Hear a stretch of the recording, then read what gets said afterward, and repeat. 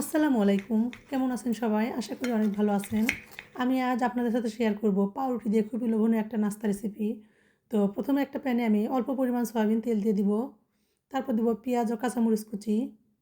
পেঁয়াজ ও কাঁচামরিচটা কিছুক্ষণ ভেজে নিব।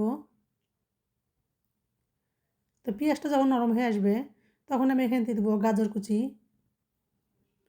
গাজরগুলোকে আমি আগে থেকে পরিষ্কার করে ধুয়ে চিকন করে কেটে নিয়েছি। গাজরটা দিয়ে আমি কিছুক্ষণ নেড়েচেড়ে ভেজে নিব। এরপর আমি এখানে দিয়ে দেবো স্বাদমতো লবণ, কালো গোলমরিচের গুঁড়া, ভাজা জিরার গুঁড়া। এবার পেঁয়াজ মরিচের সঙ্গে মশলাগুলো ভালোভাবে ভেজে নিব। গাজরটা নরম হয়ে আসা পর্যন্ত এটা ভেজে নিব। তো বেশ খানিকক্ষণ ভেজে নেওয়ার পর এখানে আমি দেবো গরুর মাংস। এই গরুর মাংসগুলো আমার আগে থেকে রান্না করা ছিল, সেখান থেকে আমি 3-4 পিস গরুর মাংস নিয়ে হাত দিয়ে ছোটো ছোটো ঝুরা করে নিয়েছি। আপনারা চাইলে এটা মুরগির মাংস দিয়ে রান্না করতে পারেন। তো মাংস দিয়ে আমি পেঁয়াজ মরিচের সঙ্গে ভালোভাবে মিশিয়ে নিব। তারপর আমি এখানে দিয়ে দেবো শশা কুচি। শশাগুলো আমি ভালোভাবে মাংসের সাথে মিশিয়ে নিব। আপনারা চাইলে এখানে অন্যান্য সবজিও অ্যাড করতে পারেন। শশা দিয়ে ভালোভাবে আমি মাংসের সঙ্গে মিশিয়ে নিব।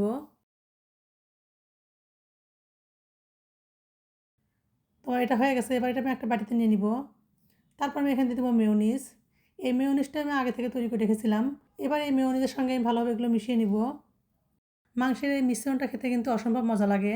আপনারা কিন্তু এটা রুটি দিয়েও কিন্তু রোল বানিয়ে খেতে পারেন। রুটি দিয়ে রোল বানিয়ে খেতেও কিন্তু অনেক মজা লাগে। তো মেয়োনিজটা মাখা হয়ে গেছে। এবার একটা পাউরুটির উপর আমি এই মাংসের পুরটা নিয়ে নিব। পাউরুটির উপর আমি ভালোভাবে ছড়িয়ে দিব। তারপর আমি উপর থেকে আরেকটা পাউরুটি দিয়ে ভালোভাবে কোট করে নিব। এভাবে আমি সবগুলো নাস্তায় তৈরি করে নিব। এবার একটা প্যানে অল্প পরিমাণ সয়াবিন তেল দিয়ে পাউরুটির নাস্তাগুলো দিয়ে দিব। অল্প আছে দুটো পাশে আমি সুন্দর একটা কালার হওয়া পর্যন্ত ভেজে নিব। আর এভাবে ভেজে নিলে উপর থেকে পাউরুটি একদম ক্রিস্পি হয় আর ভিতর থেকে কিন্তু একদম সফট থাকে, খেতেও কিন্তু অনেক ভালো লাগে। আর এই নাস্তাটি ভাজার সময় অবশ্যই কিন্তু খুব সাবধানে আর অল্প আঁচে ভেজে নিতে হবে, তা না হলে উপর থেকে পুড়ে যাবে, খেতে ভালো লাগবে না। তো এভাবে আমি সবগুলো নাস্তায় ভেজে নিব। তো একঘেয়েমি রুটি পরোটা কিংবা খিচুড়ি না খেয়ে এভাবে মাঝে মধ্যে তৈরি করে দেখতে পারেন। আশা করি অনেক ভালো লাগবে। তো নাস্তাগুলো আমার ভাজা হয়ে গেছে। এবার এগুলো একটা প্লেটে উঠিয়ে নিব। তো শব্দটা শুনে হয়তো বুঝতেছেন কতটা সুন্দর লোভনীয় হয়েছে। এটা খেতেও কিন্তু অসম্ভব মজা লাগে। আপনারা এভাবে একবার তৈরি করে দেখবেন।